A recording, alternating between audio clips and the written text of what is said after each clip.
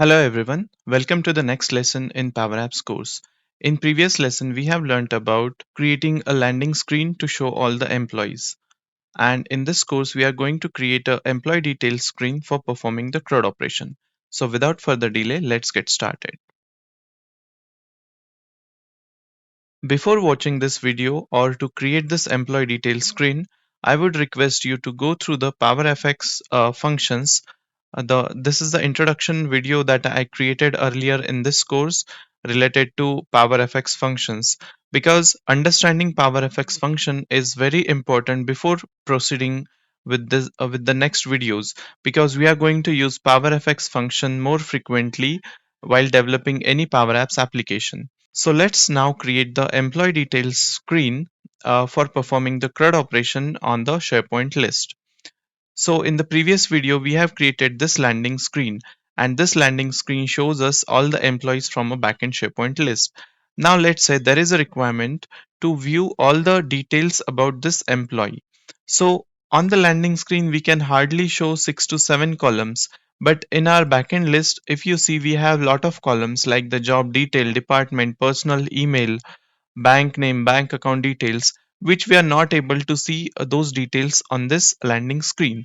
So we need to provide some functionality to the end user so that by click of some button they should be able to see the all the details about this employees.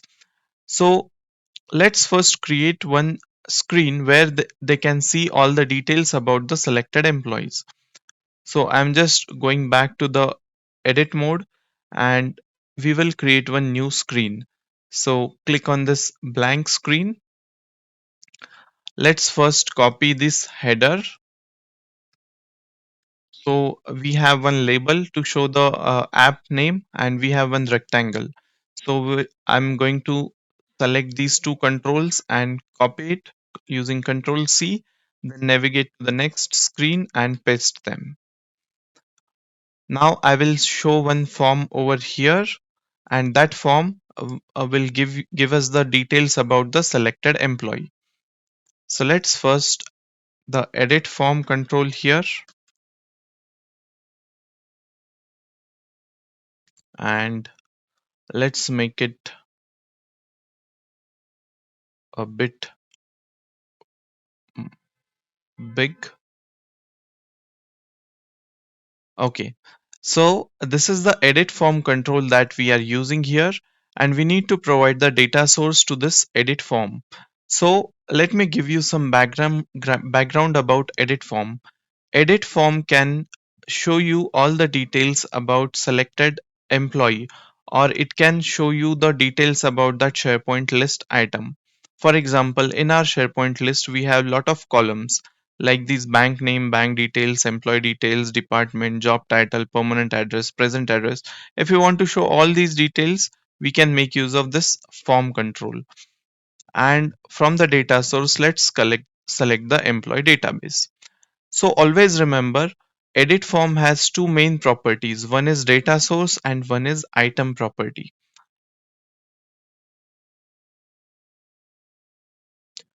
So if you see the data source, we have given employee database, but we also need to provide which item that form need to show. Because in our backend list, we have, let's say, these 5 items, 1, 2, 3, 4, 5.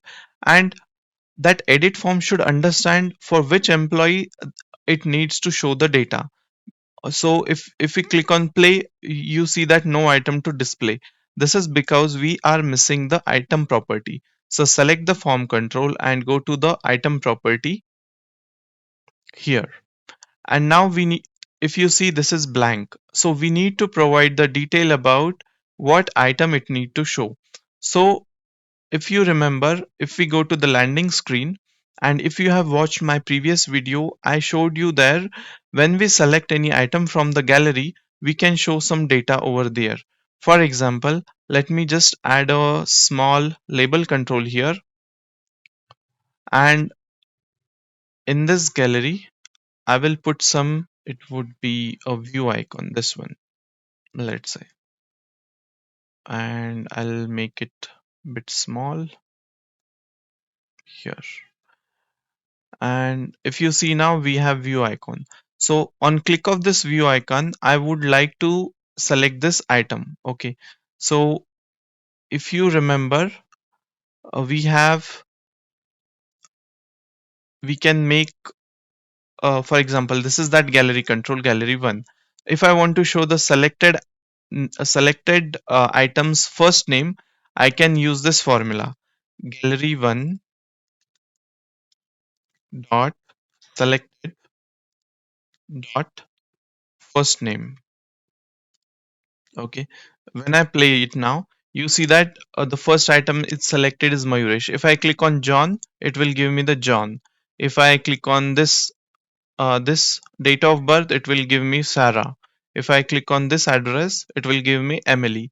That means whatever item we select or we click on the gallery, it will return us that particular item's first name. The same approach can be used. Let me delete this label now. The same approach can be used now on this form control. So whatever gallery item we select from this screen, we need to show it under this forms item property. So here I can write as gallery 1 dot selected. Now I cannot put as first name. Okay, if I put the first name, I will get error. The error would be expected a value compatible with data source. So what is data source? Here the data source is employee database list. And the compatible type, this will return me the string because first name is a single line of text and the item property accepts a record. So just remove this first name and just keep it gallery 1 dot selected. That means all the properties for the selected item, it will show under these different controls. Now if I play this app, you can see it is correctly showing all the details about that employee. Okay, now if I go back to landing screen and if I, let's say, now select Mayuresh. Okay, means I'm just clicking on that Mayuresh name, and if I switch back to screen 2, you can see my details are appearing over here correctly. But now every time I cannot go like this. Okay, when I publish and save this app, it should happen automatically. To do that, we have one PowerFX function which is navigate. Okay, so what I'm going to do, let me rename this screen 2 as employee details. Okay, always use screen in front of your screen name so that it will be easy to distinguish between what that name is about. So this is employee details screen. I will copy this name and I will go back to my landing screen, and on this icon on select property, I will say instead of this select dot parent, I will say navigate to employee details screen and close this bracket. So here is the PowerFX function which we are now learning. So navigate will help us to navigate to employee details screen. The semicolon is optional because this is only one line. So now we will play this app, and let's say now I will click on this icon which is in front of this Sarah. So I'll click on Sarah and you see that I'm able to see the details about Sarah. Now I want to go back to my previous screen and I don't have any ability here. Okay, so I can provide a back button here. So let me add a back icon. So this is a back arrow and we'll put it at the top and we'll give it a white color. Now on click of this icon, I want to navigate back to my landing screen. So there are two methods. Either use the navigate function again. It will be navigate to my landing screen. You can use this function. So let me show you that. So when I click on this back button, I'm switching back to my landing screen. Now if I say I want to view David's detail, I can click on this icon and I'm able to see the David's detail. I can go back to landing screen. But there is one more option or one more PowerFX function. So instead of navigate, we can use back function. So to comment this, we can use two backward slashes and I can use a back function. Back function will, what it will do, it will just navigate back to the previous screen. So let's see this in action. So when I'm clicking back, it's working. When I'm viewing the details, back, view details, back. So we have learnt about two functions to navigate to screens. If you want to navigate to specific screen, use the navigate function. If you want to specific to previous screen, use the back function. So the CRUD operation, let's move towards the CRUD operation. As I explained you in previous video, CRUD operations, for those who are new to the keyword CRUD, CRUD means create, read, update and delete. So create, so let's create the item now. Now to create the item, the form control has a default mode. Okay, so if you see the default mode here, we have edit, new and view. So when I use new, it will give you the blank form where you can put some details. Okay, if you use the view mode, it will show you the details like this. Okay, and if you use the edit mode, it will allow you to edit the details which are there. Okay, for example like this. So let's first see about how to add a new record in this uh, gallery. Okay, so I will put some new button over here. I'll say icon, let's say I'll use add icon. Okay, and I'll keep it at the top right corner, and I'll say the color is white. Now you see that I have this plus icon. So my requirement is that on click of this plus icon, the form on that employee details screen should be in new mode. So how we can achieve that? So just go to on select and say navigate to employee details screen.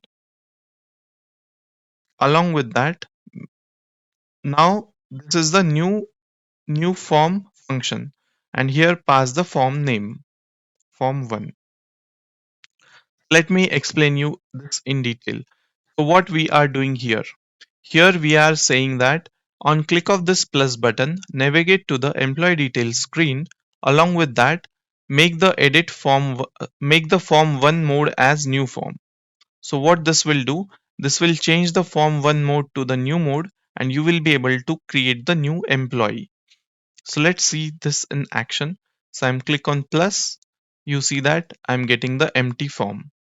If I go back and click on this, now the change you need to make here, on click of this icon, we are just navigating to that form, but here we need to say it like that, view form, form 1. So what we are doing here, we are making the form 1 in view mode.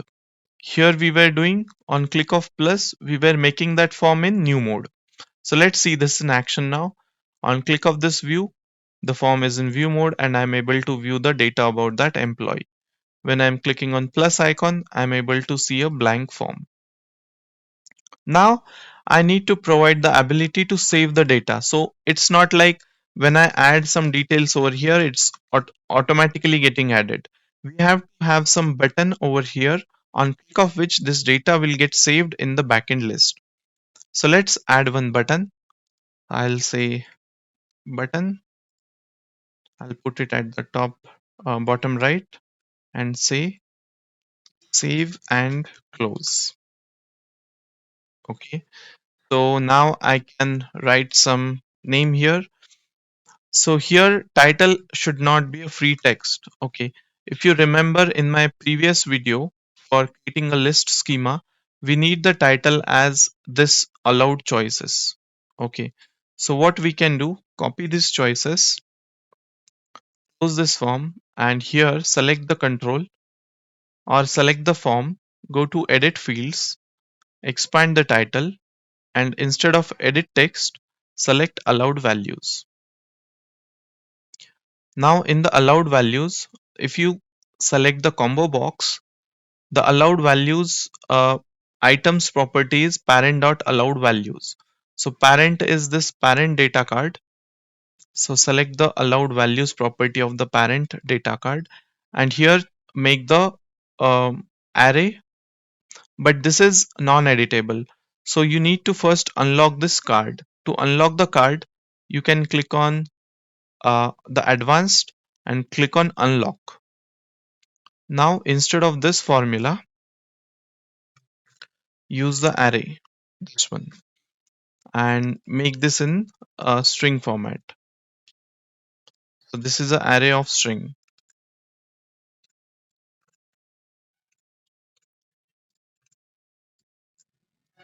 And now you should be able to select from the drop down. So I'll select Mr.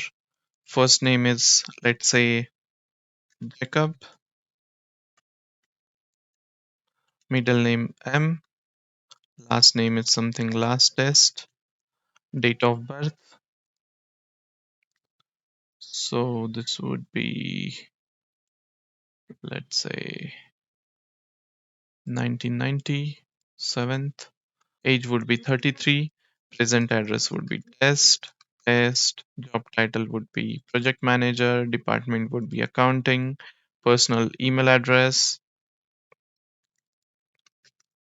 test@gmail.com.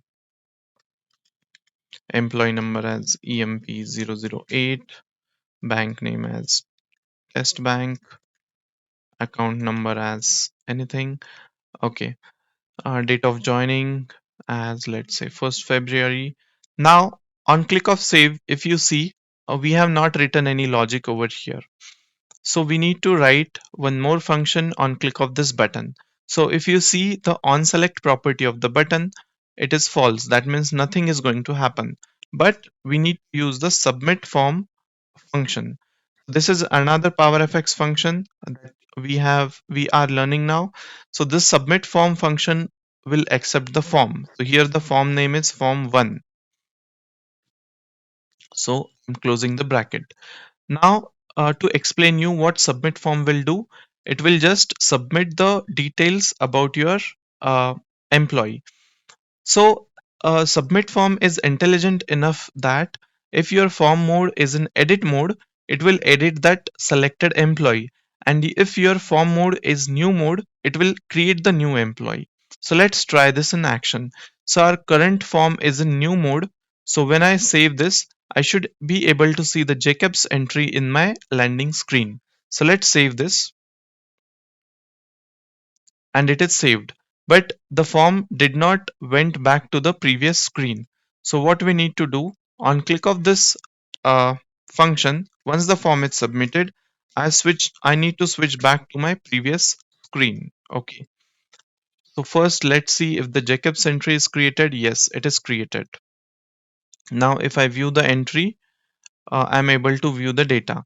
Now, when this form mode is view, I need to hide this button. Okay, because we are not able to edit anything here, and the save and close does not make sense. So let's hide this button when the form mode is view. So go to the visible property over here, or you can click here, or you can select the visible property from this drop down. Now this is true. That means the form button will be always visible. True means visible. So I need to make this conditional. Okay. So now again we can make use of PowerFX function. So we can say if form1 dot mode is equal to form mode dot view. So if the form mode is view, make it false or make it true. Okay. So I intentionally write this if formula. I'm going to explain you without if we can also write, but to explain you. So if you see now, we don't have that save and close button here. So if I switch back to the previous screen and click on new button, that save and close button is there. If I go back and view the employee, the save and close button is no more there. In this way, we can make use of different PowerFX function. It would be a bit difficult for you at this stage if you are a beginner, like how I am able to understand or how I am able to write these formulas, because I have some experience working with the Power Apps. Once you start exploring and learning yourself, you will be able to understand how you can use these formulas, and you will get hands-on on it. So there is one instead of writing this if function. So what is if function? It will just check this condition. If it returns the true value, it will say make this button as false. That means hidden. If this condition does not satisfy, that means your form is in edit or new mode, this will return me the false value, so the condition will return this true. That means this button will be visible. So instead of writing this formula, I can simply write this much only. So if my form mode is new, it will if my form mode is view, this will return true. If my form mode is edit or new, this will return true. So in this way, that button will be visible or hidden. So let's try this now. If I click on view, okay, something is wrong. So let's try this. So if form mode, okay, so we need to show this now not equal to. That means when your form mode is not equal to view, then it should be visible. So now the form mode is view, therefore that button is not there. Now, if I click on plus, the button is there. If I click on view, the button is not there. So now inside CRUD operation, we are able to create the item. We are able to read the item. Now let's see how to how to update the item. Okay, so let's put one more icon here. I'll say edit. So we generally use this pencil icon to edit the item. Make it a bit small. Now, what formula we have written here? Navigate to employee detail screen and make the form as view form. We can use the same formula on edit icon as well. The only difference would be instead of view form, we can use edit form. Okay, so play this app, and now when I click on edit, so let's say I want to update the John's entry, and I'm able to see the John entry in edit mode. And if I want to update its first name, let's say John, instead of John, I'll say Johnny, and I can click on save and close. And you see that John got updated to Johnny. Um in short, what we have learned today or in this video, we have learned about navigate function, we have learned about back function, we have learned about new form, view form, and edit form function. We have learned about what are the different important properties of the form control. Form control has data source as important property, that then item as important property, and the default mode. So these three properties are very important for form control. Then we have learnt about how to conditionally hide and show the button control, and then we have also learnt about submit form function. Then let's see one more function in this video itself. So I want to have the requirement where if a form is successfully submitted, I want to show some success message. So select the form control and go to on success function. So these are few functions: on failure, on reset, on success. So you can learn about these functions in details. I will just explain you what is on success function. So on success function will execute when your form got successfully submitted. So I can say notify. So notify is one function which can notify you about the operation. So I will say notify form submitted successfully. Okay. Then the second parameter is that notification type. I want to say its notification type is success. So it will give me the green color. If I say it as error, it will give me the red color. I will show you those colors in a bit, in a moment. So I'll say success and timeout. That means after how much time that notification message should get hidden. I'll say 3 seconds. That means 3000 milliseconds. I'll play the app. Now, if you observe the top of the screen, on click of the save button, you will get that message. So I'll click on save now, and you see that form submitted successfully. Now this message should hidden after 3 seconds and it's gone. So we have learnt about on success function of a form control as well. And we have also learned about notify function. As we progress further in this course, we are going to explain, or I will try to give you more details about different PowerFX functions that we can use in Power Apps. So far, the objective of this video was to create the employee details screen where we can perform the CRUD operation. So we were able to create, that means add a new employee. We were able to read the employee details. We were able to update the employee details. And now we will see how to delete the employee as well. So let me switch back to my landing screen, and here I'll increase this width a bit. Now let's add one more icon, which is like trash icon. Okay, and let me move to the back. Let's zoom this application so that I can adjust the width of the trash icon. Now if you play the app, I made one mistake. Okay, it's correct. I thought that I have added this trash icon outside the gallery, but it's inside the gallery and I'm able to see the trash icon in front of each row. So let's make this trash icon color as red, because once you delete it, you will not be able to retrieve that item again. Now, uh, on click of this trash icon, I want to delete this record. Okay, there is one more PowerFX function which is remove. Okay, remove, what it will do, it will remove the item from a collection or from a data source. Now our data source is what? It is employee database, comma. The next parameter is item. That means a record that you want to remove. I want to remove this item. So I have explained you what is this item in my previous video. You can watch that. It was under gallery control video. So read out that or watch out that gallery video. So let me explain you this again. So trash icon is, we are using the trash icon to delete the employee, and the formula is remove. So this is a PowerFX function which will accept the database and which item you need to remove from that database. So let's see this in action.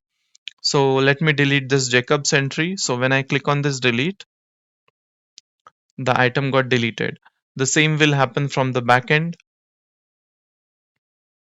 The Jacob entry is not there now. If I Let's see this Emily's example. So if I delete the Emily should get removed from here. Let me refresh this, and you see that Emily record is deleted. So we have learnt about CRUD operation in this video. I hope you are understood about how to create the employee detail screen and how to perform the CRUD operation on that employee list. If you have any question, please let me know in the comment section below. Please subscribe to this channel to get notification about my upcoming videos. Until then, thanks for watching. Have a nice day.